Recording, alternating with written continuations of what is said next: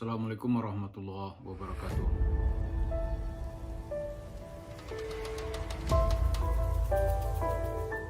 Para pemirsa, melanjutkan bahasan kita seputar kedatangan jemaah Masjid Darussalam ke rumah Yusuf Mansur pada 24 Agustus ini.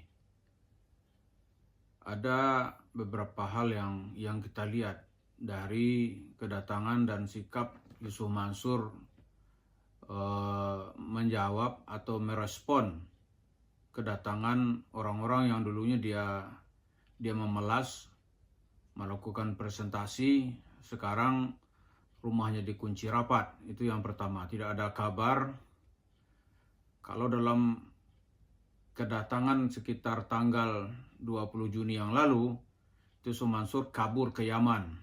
Kalau kemarin itu nggak ada berita, pagarnya ditinggikan, orang-orang tuh dihadapi ya oleh pengacara, Pak RT, dan warga di sekitar yang menonton. Ternyata ada yang baru tahu tuntutan jemaah Darussalam itu jumlahnya sekitar 50 miliaran rupiah. Dia nggak ada. Kalau kita lihat adab ini, orang bertamu mau nanyain, dia nggak mau buka pintunya. Persis ya, seperti kehidupan para mafia gitu. Seperti kehidupan para mafia. Kedua, Yusuf Mansur segera memasang, katakanlah pengacara gitu. Pengacara itu yang hanya tahu hukum positif. Dia nggak tahu ada hukum Islam yang berdasarkan asas keimanan dan nurani. Pihak penggugat, gitu kan. Mari kita sama-sama mengamati proses persidangan yang ada. Itu aja sih. Tapi kan beberapa kali Yusuf Mansur kan tidak hadir. Tidak pernah hadir. Ini kan upaya di luar persidangan. Makanya saya hanya berbicara di proses persidangan saja, Pak. Pokoknya katanya ya tuntutan itu harus pakai bukti. Dalam Islam itu bisa kita pakai bukti, tapi juga bisa pakai hati nurani dan keyakinan seseorang. Saya seorang dalam sholat gitu, kan harus berwudu. Tiba-tiba wuduknya batal gitu. Itu apa, minta bukti? Itu bukti ke siapa? Kalau Anda wuduknya batal, ya keluar aja sendiri. Jangan ditanyakan orang, Anda wuduknya batal, ada bukti tadi kentutmu terdengar, misalnya gitu kan? Nggak perlu. Kalau kita merasa wuduk kita batal, ya memisahkan diri dari jamaah, wuduknya diulang, kemudian ulang sholatnya. Kan itu saja ringkasnya gitu. Kemudian yang juga tidak kita temukan lagi itu, kalau saya sebelum datang saya berharap sekali ya, ada seorang Gus gitu, yang ngomong itu di mana-mana dia akan mewakafkan dirinya untuk Yusuf Mansur. Saya pengen juga ketemu kemarin itu tuh, katanya dia kalau ada apa-apa hubungi saya. Ya saya pikir ini ada ini. Ternyata juga nggak ada, kumisnya juga nggak ketemu saya tuh. Kumisnya yang melintir-melintir seorang Gus juga nggak ketemu. Padahal kita berharap sekali ya, ada beberapa jemaah Darussalam itu yang dianggap oleh Gus ini pepesan kosong gitu. Kalau itu dia terima gitu, kan enak orang berkomunikasi, nggak bisa dengan Yusuf Mansur, dengan dia gitu. Tapi nggak ada.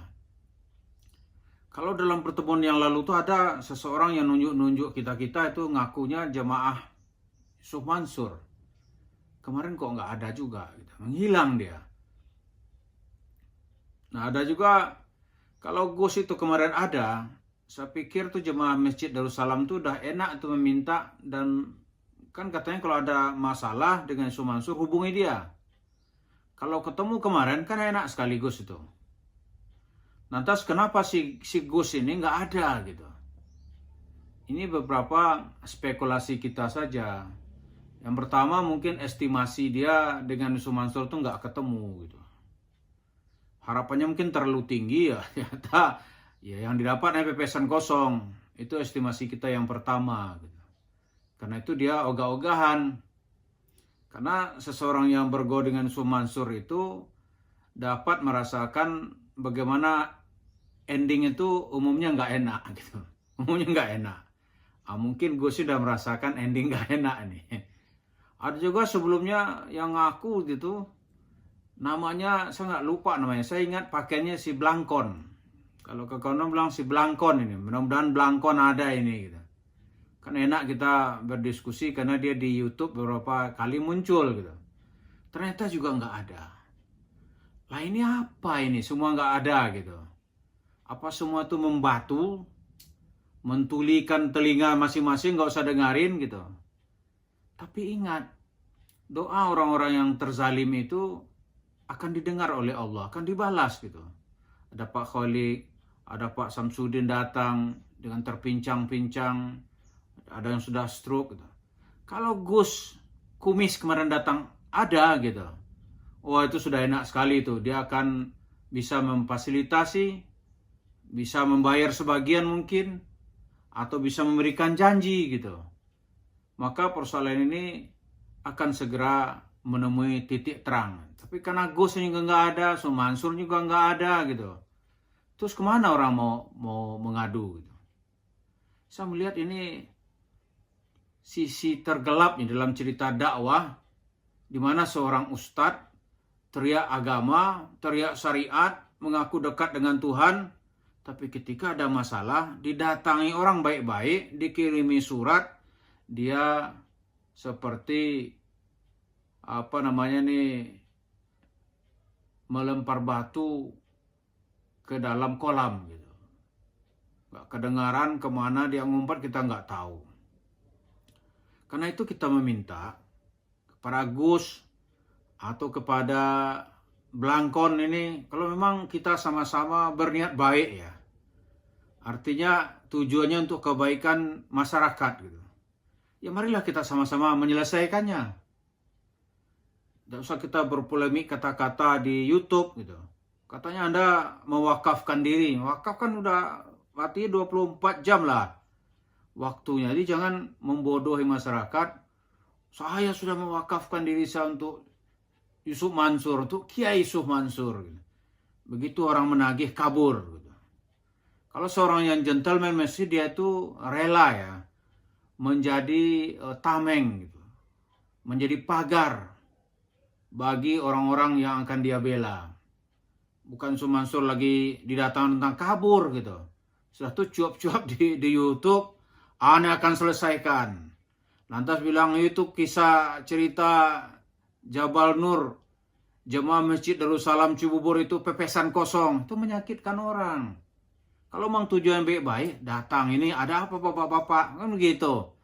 Mereka akan senang sekali ya.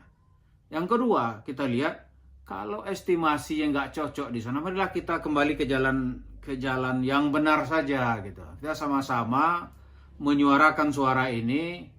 Barangkali karena antum juga sudah dengar, sudah dekat dengan Mansur, dia bisa mendengarkan gitu. Kalau saya mungkin anggap nggak kenal atau saya apalah, saya bukan siapa-siapa gitu. Kalau antum kan tokoh besar, seorang Gus, dari Kumis saja orang bisa takut gitu.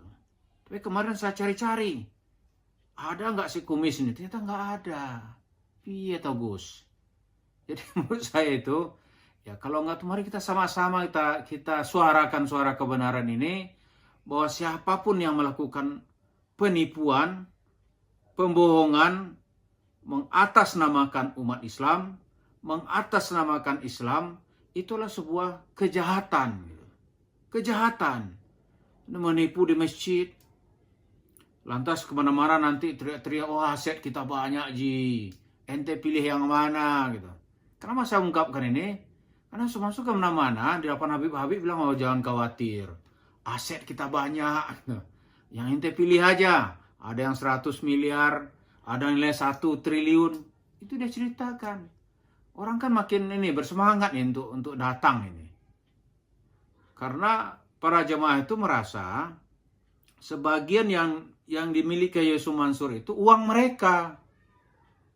Investasi yang dulu mereka tanam gitu. Karena mereka minta, ayolah kembalikanlah. Duduklah, ketemulah gitu. Bagaimana caranya? Jangan sekali datang DCC lantas kabur gitu. Jadi kalau begini ceritanya, kita akan melihat nanti ini Yusuf Mansur dan kawan-kawan ini telah terjalin dalam suatu konspirasi kejahatan. Apakah itu termasuk dalamnya si Blangkon? Apakah itu di sana itu ada Gus Kumis? Atau ada siapa lagi gitu? Yang ngaku jemaahnya Yusuf Mansur. mereka itu hadir dalam sebuah konspirasi kejahatan. Itu yang perlu kita pahami. Tapi ingatlah orang-orang lumpuh, orang-orang stroke, dia nggak akan pernah takut. Nggak akan pernah takut karena mereka bicara benar. Bahkan dengan mubahalah, dengan ancaman laknat Allah pun mereka berani. Camkan itu dan semua nanti akan mengejar saudara-saudara ini. Yusuf Mansur, Gus, Sebelangkon, atau siapa lagi yang telah berdiri di depan selama ini membela kebatilan yang ditegakkan oleh Yusuf Mansur dan kawan-kawannya. Terima kasih. Assalamualaikum warahmatullahi wabarakatuh.